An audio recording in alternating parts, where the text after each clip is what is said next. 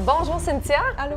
ça va bien? Oui, merci. Oui, donc tu es artiste maquilleuse, mais également youtubeuse. Oui. J'aimerais que tu nous parles un petit peu de ton parcours, d'où a commencé le métier d'artiste maquilleuse. Le métier d'artiste maquilleuse comme tel, en fait, c'est après mon secondaire, j'ai décidé d'aller directement faire un cours de maquillage parce que je pensais que c'est ça que je voulais faire dans la vie. Tu avais déjà ça en tête depuis toujours? Non, pas depuis toujours. J'ai toujours voulu faire des métiers qui sont dans le milieu artistique, OK. mais maquillage, même si j'ai toujours aimé ça, c'était pas clair comme quand j'étais jeune que je voulais faire ça plus tard. C'est vraiment comme en secondaire 4.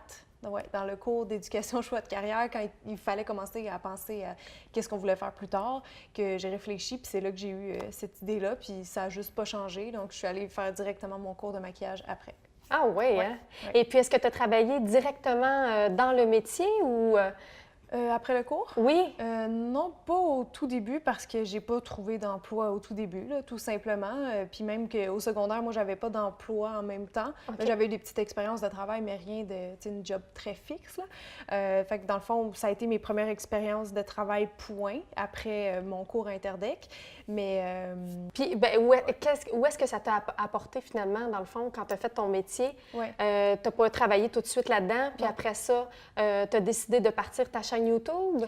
Oui, ma chaîne YouTube, je l'ai partie, je pense, soit à la fin du cours ou juste après. Comment tu as eu l'idée? Mon Dieu. Parce que c'est tout nouveau, hein? C'est un métier Ouais. qui est nouveau, on ne connaît Ouais. pas vraiment ça, puis tu as vraiment du succès là, dans ton travail. On Ouais. te connaît un peu partout dans la francophonie mondiale, qu'on À dit, cause là. de YouTube, Oui, c'est ça. Oui, bien, c'était pas prévu, en fait, quand je faisais mon cours. Tu sais, YouTube commençait au Québec, on commençait à en regarder un peu des filles, mais je savais pas que ça pouvait devenir un métier, là, premièrement. Puis deuxièmement, c'est ça, j'en regardais un peu, fait que j'ai eu juste envie de l'essayer, parce que c'est ça qui est le fun avec YouTube, c'est que c'est accessible, tout le monde peut s'imaginer s'ouvrir sa webcam dans le temps ou sa caméra, Ouais. puis l'essayer. Puis je voyais aussi beaucoup qu'il n'y avait pas de filles au Québec énormément qui en faisaient. Je pense qu'il y en avait 2, 3 max des chaînes beauté à l'époque. Fait que c'est beaucoup ça qui m'a motivée à le faire, là, retransmettre un peu mon savoir de ce que j'ai appris à l'école en maquillage, transmettre aux autres ma passion, tout ça, en Puis, français. ça fait combien de temps, justement, que tu fais ça, que tu as ta chaîne YouTube? Tout ça, le maquillage YouTube, ça fait à peu près 6 ans maintenant. 6 ans quand même, hein? Ouais. Est-ce que tu fais d'autres contrats à l'extérieur? Est-ce que tu fais des mariages ou est-ce que tu en as fait? C'est ça, au début, YouTube, c'était comme je voyais pas ça comme un métier parce que je savais même pas qu'on pouvait faire de l'argent avec ça, je le faisais vraiment dans mes temps libres. Moi, je me disais, ça va m'aider à me faire connaître comme maquilleuse. Finalement, c'est pas tellement ça qui est arrivé parce que YouTube, c'est vraiment quelque chose à part. C'est Ça comme va une- pas chercher cette même Non. niche de cliente, Ben non, là, parce de que clientèle. Non, parce que si, mettons, un producteur cherche une maquilleuse pour un film, il va pas taper maquilleuse Montréal sur YouTube, là, tu Oui. sais. Fait que ça m'a fait connaître plus comme pour moi-même, si on veut, là, tu sais, la fille qui donne des trucs sur Internet, mais ça m'a pas tant rapporté de contrats de maquillage dans un premier temps. Avec le temps, avec les années, oui, parce que c'est sûr, mon public est quand même jeune, donc là, c'est beaucoup des filles qui m'écrivaient pour leur bal de graduation. Mhm. Comme en ce moment, je reçois beaucoup d'emails pour Oui. ça. Donc ça, c'est un type de contrat que j'aime faire puis que je veux continuer à faire. Donc je me garde tout le temps quelques journées en juin là, pour... j'ouvre ces journées-là là, pour les maquillages de bal. J'en prends le plus que je peux, là, back-à-back. Tellement un beau Oui. domaine, des belles journées. Ben, j'aime hein? ça. Ben, des mariages aussi, j'en ai fait, j'en fais encore un petit peu, mais des contrats en général, aujourd'hui, parce que mon horaire devient de plus en plus intense, ben, je suis obligée de laisser tomber quelques contrats. Tu sais, dans le fond, les premières années, comme je savais pas que YouTube, ça allait devenir mon emploi principal, je courais, tu sais, plus après les contrats, j'en cherchais. Parce que c'est ça qu'ils nous ont dit à l'école, si tu veux vivre de tes contrats, il faut vraiment que tu sois débrouillarde puis que tu travailles, tu sais, tes contacts. Oui. Ben, j'avais aucun contact, là. Parce que c'est une question de contact, on sait, dans ce Ben oui. métier-là, c'est vraiment ça. Énormément. Puis, tu sais, il y en a qui allaient faire le cours parce qu'il y avait déjà, mettons, un oncle qui travaille à la télé. Mais moi, j'avais aucun contact. Je partais à zéro. Fait qu'il faut que tu crées tes contacts. Puis, je trouvais ça bien difficile, surtout que j'étais encore plus timide à l'époque. Je trouvais ça difficile. C'est peut-être pour ça aussi que je me suis tournée vers YouTube, tu sais, filmer tout seul dans sa Là, t'es chambre. toute seule avec toi, C'est pas ça? intimidant, là. Si tu te trompes, il y a juste toi qui le sais. Fait que j'aimais ça, en fait, d'avoir le contrôle puis de décider qu'est-ce que j'avais le goût de faire semaine après semaine sur ma chaîne. Ouais. Puis comment ça s'est concrétisé que ça prenne cette vague-là Parce que tu étais une des rares francophones sur le marché Ouais. puis t'étais accessible, la personnalité, là, Ouais. beaucoup. Les gens aiment la façon que tu Ouais. vulgarises et que tu transmets la matière. Oui, je pense que ça l'a aidé le fait qu'au départ, il n'y avait pas beaucoup de chaînes beauté. Ben, francophones, oui, je voyais des Françaises, mais au Québec, il y avait moins de filles, puis je voulais vraiment faire comme quelque chose pour les femmes du Québec. Mais finalement, c'est ridicule de penser comme ça parce que YouTube, c'est vraiment une porte sur le monde. Là, ça Sur t'ouvre, le monde, tout effectivement. dépendant de la langue dans laquelle tu fais ta chaîne, ça va t'ouvrir toutes les portes des pays qui parlent cette langue-là. Fait que tu peux avoir des opportunités ailleurs. En tout cas, ça m'a apporté vraiment beaucoup de belles choses puis de connaissances YouTube, puis ça le fait encore aujourd'hui.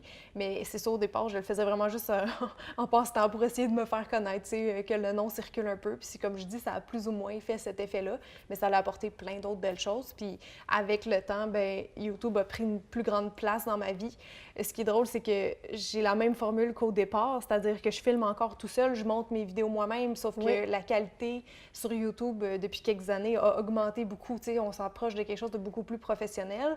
Donc, dans le fond, pour avoir tu sais, le même, ben, pas le même résultat, mais dans le fond, vu que je suis encore tout seul, il faut que je mette beaucoup plus de temps pour arriver à quelque chose de plus peaufiné. Là. Oui, oui. Fait que c'est ça m'occupe beaucoup plus. Puis avec le temps, vu qu'il y a plus de gens qui me suivent, ben c'est rendu mon gagne-pain principal. Donc, c'est à temps plein, là. Plus Ben, tu as des gens qui te suivent, plus tu peux être payé et vivre de ta passion, vivre de ton métier de YouTubeuse, finalement. Oui, parce que c'est principalement avec les vues sur YouTube qu'on va faire nos sous.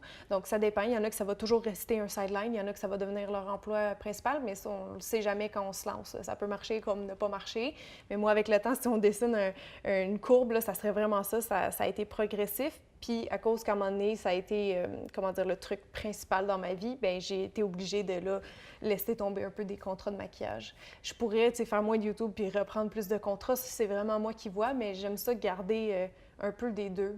J'ai pas coupé les maquillages définitivement. Je veux pas faire ça. C'est important, je pense aussi, de garder la main puis de dire oui encore à des contrats, même si je pourrais vivre juste de YouTube. Oui. J'aime mieux faire mon blog, faire mes contrats. Je mixe un peu. Parce que tu as un blog également. Oui, j'ai un blog aussi. Donc, on est bien occupés. Oui, c'est ça. Dans tous mes temps libres maintenant, ben, c'est le blog que je fais. Je teste beaucoup des produits sur cette plateforme. Donc, tu es beaucoup à la maison, chez toi, faire beaucoup de planification. Oui, exact. C'est principalement ça, d'aller chercher des idées. Oui. Parlant d'idées, tu t'inspires de où pour créer tes blogs, faire tes vidéos? Qu'est-ce qui t'inspire? Bien, je suis jamais trop en manque d'idées. Là. Je suis assez chanceuse. Je pense que depuis que je suis jeune, je me trouve quand même imaginative, si on veut, créative. Créative, oui. Parce que quand j'ai réfléchi longtemps, en fait, avant de lancer ma chaîne YouTube, là, ça, il n'y a pas tout le monde qui le sait, c'était pas comme un coup de tête. Là. C'est juste, je voyais les autres aller, puis je me suis dit, OK, si je le fais comment? Ça s'appelle comment? Il n'y a pas personne qui t'engage pas personne qui va te dire, bon, un agent sur YouTube, tu vas faire ça de telle façon. Non, c'est toi. Tu t'es débrouillé. C'est toi, puis la règle d'or sur YouTube, c'est l'authenticité. Oui. Fait que c'est ça, quand j'ai réfléchi il y a 6 ans, je me suis vraiment fait plein de sujets, des chroniques qui pourraient revenir, là, comme aujourd'hui, il y a encore les vidéos J'ai testé la marque, ça fait 6 ans que j'en fais, puis il y a encore plein de marques que j'ai pas testées. Ah oui. Fait que, tu sais, j'ai encore des idées d'il y a 6 ans que j'ai pas passé à travers. J'ai pas passé à travers de ma liste encore. Fait que pour les idées de vidéos YouTube, à date, ça va encore. C'est sûr, c'est dur parce que là, il y a plus de chaînes YouTube, puis il faut se démarquer. Il y a de plus en plus de gens aussi qui vont refaire ça, qui est des francophones. C'est sûr, oui, il y en a plus qu'il y a 6 ans au Québec, ça, c'est certain.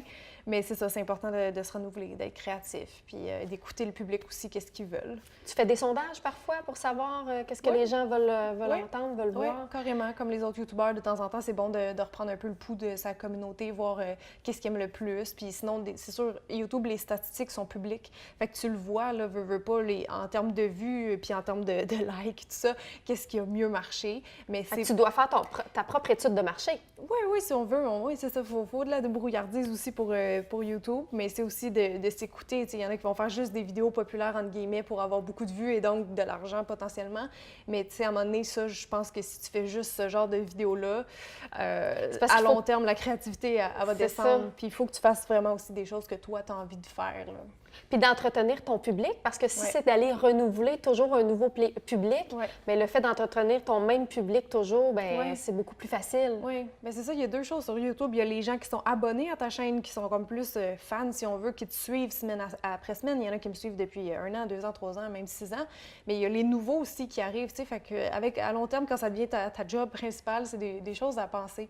Pour le nouveau public, qu'est-ce qui qu'est-ce qu'eux préfèrent, puis pour tes abonnés en ce moment qui sont fidèles, elle, qu'est-ce qu'elle préfère voir. Puis ton auditoire, québécois, France, qu'est-ce qui est le plus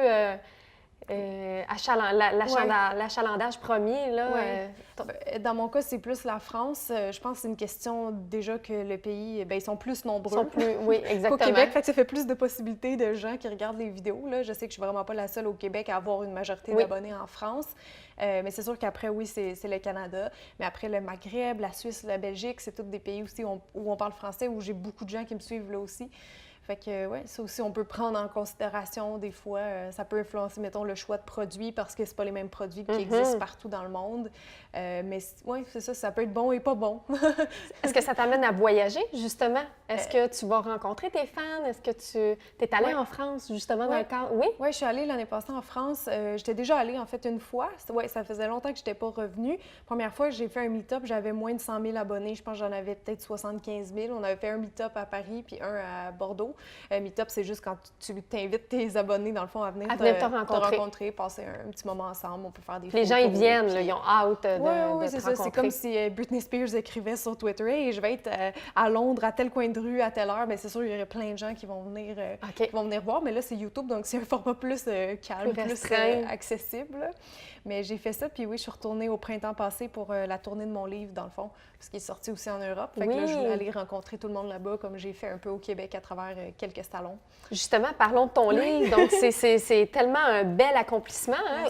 D'où t'es venue cette idée-là de mettre... Est-ce que c'est quelqu'un qui t'a apporté l'idée que tu devrais le faire ou tu avais déjà ça en tête? C'est un rêve? Ce qui est drôle, c'est que par rapport à YouTube, les gens qui regardent YouTube vont savoir, là, mais il y a comme une mode de faire des livres depuis les 2 dernières années. Tous les YouTubeurs anglophones, peu importe le domaine, pas juste beauté, lancent un livre. Donc, c'est un peu comme une blague. Puis je sais qu'il y a des premières filles en France qui l'ont fait. Ça avait été mal reçu. Donc, à ce point-là, j'avais très peur de l'annoncer sur ma chaîne. C'était le gros stress faire cette vidéo-là. C'est bien fait, en plus. Ça a très bien passé, il n'y avait pas de problème, parce que je pense que les gens, ils savaient que c'était mon métier, puis je parlais de ça dans le livre, c'était pas, je parle de ma vie à 23 ans quand je l'ai écrit, tu as plus ou moins d'expérience de vie, à mon avis. Là. Parce qu'il est quand même très complet, là, on s'entend là, qu'il y a vraiment beaucoup d'informations. Ah oui, j'ai mis toutes mes connaissances pour beauté, maquillage, puis les soins de la peau, puis les cheveux. Ouais. Donc, c'est vraiment des trucs pour Madame Tout-le-monde, pour la vie de tous les jours. Mais bravo pour ça, c'est vraiment bien, vraiment très intéressant. Mis à part ça, Cynthia, tes prochains rêves, tes prochains objectifs, qu'est-ce que tu aimerais? Où tu voudrais que ta carrière s'en aille? C'est une bonne question. Là. Ces temps-ci, je vis plus au jour le jour. Je me laisse un peu porter. Comme quand j'ai fait mon cours de maquillage, comme je dis, je savais même pas que j'allais me lancer dans YouTube. Puis je me disais, il faut que je le teste pour savoir dans quel domaine de maquillage, parce qu'il y a tellement de possibilités quand tu es maquilleuse. Oui. Je m'étais dit, il faut que je l'essaye. Fait que j'ai fait un peu des contrats de maquillage d'enfants, un peu des plateaux, des shootings photos beaucoup. Fait que là, je commençais à voir après quelques mois ou un an, qu'est-ce que je préférais comme ambiance puis comme type de maquillage. Fait que je me disais, moi, je vais suivre le courant, je vais voir où ça me porte, sans me dire que je veux absolument travailler en télé demain. Fait que je voulais suivre un peu le courant. Puis là, c'est ça, là, je suis le courant plus avec YouTube, les contrats quand je peux, le blog. Puis pour l'instant, ça me convient. Fait que j'espère que ça va continuer de bien aller comme ça pendant les prochaines années. C'est ça, d'ouvrir encore plus ton audience. Mais après, plus tard, je veux dire, tout dépendant comment va YouTube dans le futur, parce que ça, on peut pas prédire. Peut-être que je vais plus revenir à mon premier amour, vraiment, qui est le maquillage. C'est sûr, je dis souvent qu'un de mes rêves fous, ça serait d'avoir ma ligne à mon nom. Là. Je pense que beaucoup de maquilleurs aimeraient. Mais avec YouTube, ça fait encore plus de sens parce que je parle de tellement de produits. J'en ai tellement testé sur mon blog que de créer mes propres produits, je pense que là... Tu sais qu'est-ce que les gens aiment, qu'est-ce que les gens recherchent à travers toutes ces expériences-là, tous ces tests-là. J'aurais une bonne idée. Fait que ça, je sais pas quand et où, mais peut-être un jour faire mes propres produits, ça serait le fun.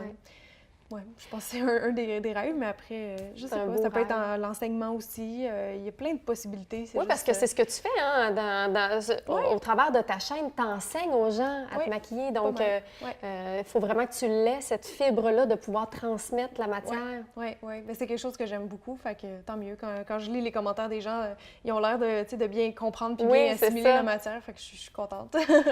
Puis, au niveau des styles de maquillage, qu'est-ce que tu préfères faire? Qu'est-ce qui t'attire le plus? Oh boy, il y a tellement de choses que j'aime. Il n'y a pas grand-chose que j'aime pas en maquillage, honnêtement. Je sais même pas si j'ai un style préférés. C'est sûr, sur ma chaîne, je fais beaucoup du beauté, mais en même temps, ma série dans le mois d'octobre, des maquillages d'Halloween, il y a beaucoup de gens qui me connaissent ou qui me découvrent en octobre à cause de ça. Ça, tu t'amuses dans ça, je m'amuse tellement, tellement. Oui. Parce qu'il y a un costume, il y a les cheveux aussi. Une transformation, là. Oui, c'est ça, la transformation totale. On pousse le look, puis j'aime ça jouer aussi. Fait que de rentrer dans le personnage, je m'amuse au bout, là, en octobre, à chaque année. Donc, autant dans le beauté que dans la transformation. Oui, c'est ça. Bien, dans mes vidéos d'Halloween, des fois, c'est plus théâtral, mais ça peut être des maquillages très artistiques, ça peut être des personnages aussi. Fait que je vais vraiment toucher à toutes sortes de maquillages, mais c'est tout le temps exagéré, puis c'est un personnage. Fait que ça, j'aime beaucoup, beaucoup. Oui, oui.